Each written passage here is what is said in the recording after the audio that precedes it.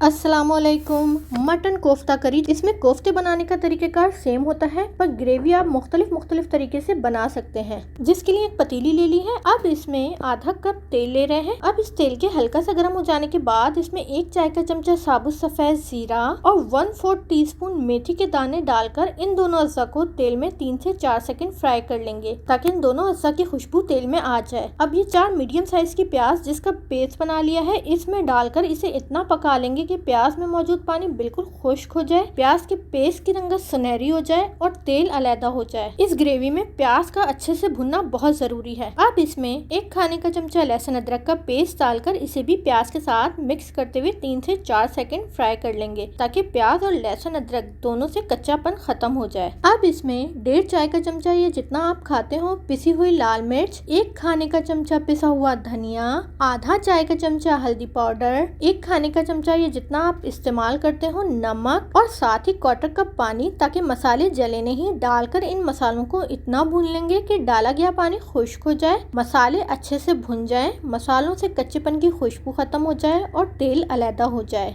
देखिए तेल अलैदा हो गया है। अब इसमें आधा कप दही डालकर इसे भी मसाले के साथ मिक्स करते हुए भून लेंगे, जिससे दही का पानी खुश्क हो जाएगा और तेल किनारों से अलैदा हो जाएगा। देखिए तेल किनारों से अलैदा हो गया है। अब इसमें 2 कप पानी डालकर इसे मसाले के साथ मिक्स करते हुए इतना पका लेंगे कि इसमें जोश आ जाए। अब इसे ढककर बिल्कुल हल्की आंच पर 15 से 20 मिनट के लिए पकने के लिए छोड़ देंगे, जिससे ग्रेवी बहुत अच्छे से पक जाएगी। ये ग्रेवी जितनी ज्यादा देर तक पकती है, इतना ही टेस्ट इसका अच्छा आता है। अब चलते हैं कोफ्ते बनाने की जानिब, जिसके लिए एक बाउल में आधा किलो मटन कीमा ले लिया है। आप बीफ में भी बना सकते हैं। अब इसमें 1 खाने का चमचा लहसुन अदरक का पेस्ट, ये एक बड़े साइज की रफली कट की हुई प्याज, 1 से 2 अदद रफली कट की हुई हरी मिर्च, आधा कप हरा धनिया, आधा कप पुदीना, 1 चाय का चमचा पिसी हुई लाल मिर्च, 1 चाय का चमचा पिसा हुआ धनिया, आधा चाय का चमचा हल्दी पाउडर, 1 चाय का चमचा नमक, 1 चाय का चमचा साबुत सफेद जीरा,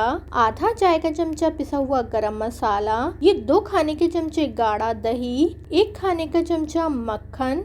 दही और मक्खन से कोफ्ते बिल्कुल सॉफ्ट बनेंगे। 1 अदद अंडा, ये कोफ्ते को टूटने नहीं देगा। और ये 2 खाने के चमचे भुने चने का पाउडर डालकर इन अज्जा को चॉपर में डालकर बिल्कुल बारीक पीस लेंगे, जिससे मसाले भी आपस में अच्छी तरह मिक्स हो जाएंगे। कोफ्तों में 2 खाने के चमचे खसखस को पीस कर डाला जाता है। कोफ्तों में 2 खाने के चमचे खसखस को पीस कर भी डाला जाता है, पर यूएई में खसखस नहीं मिलती, इसलिए मैं नहीं डाल रही। देखिए तमाम अज्जा बारीक पिस चुके हैं। अब एक प्याली में आधा कप पानी ले लेंगे और फिर अपने हाथ को इस पानी में डिप करेंगे। अब इस गीले हाथ से कीमे में से कुछ मिकदार में कीमा लेकर इसका कोफ्ता बना लेंगे। हाथ गीला करके बनाने से कोफ्ते का मटेरियल हाथ पे चिपकेगा नहीं। इसी तरह करते हुए तमाम मटेरियल के कोफ्ते बना लेंगे। अब चलते हैं दोबारा ग्रेवी की जानिब। इसे पकते हुए तकरीबन 20 मिनट हो चुके हैं। देखिए ग्रेवी अच्छे से पक चुकी है। अब इसमें जो कोफ्ते तैयार किए हैं, इस ग्रेवी में बारी बारी डाल लेंगे। पहले इसे 10 मिनट के लिए मीडियम फ्लेम पर ऐसे ही पकने देंगे, जिससे कोफ्तों की शेप बरकरार रहेगी। फिर इसको हल्के हाथ से हिलाएंगे ताकि कोफ्ते टूटे नहीं। और अब इसे ढककर बिल्कुल हल्की आंच पर 10 मिनट के लिए पकने के लिए छोड़ देंगे। अब 10 मिनट बाद देखिए कोफ्ते मुकम्मल पक चुके हैं और ग्रेवी भी बहुत मुनासिब है। अब इसमें 1 चाय का चमचा पिसा हुआ गरम मसाला और 2 से 3 खाने के चमचे बारीक कटा हुआ हरा धनिया डालकर इसे हल्के हाथ से कोफ्तों के सालन में मिक्स करेंगे और 2 से 3 मिनट मजीद लो फ्लेम पर पकाएंगे, ताकि डाले गए अज्जा का जायका और खुशबू इसमें आ जाए। अब लीजिए जनाब, ये बहुत ही मजेदार से कोफ्ते का सालन तैयार है। अब इसे सर्विंग डिश में निकालकर गर्मा गर्म रोटी या चपाती के साथ सर्व करें। शुक्रिया।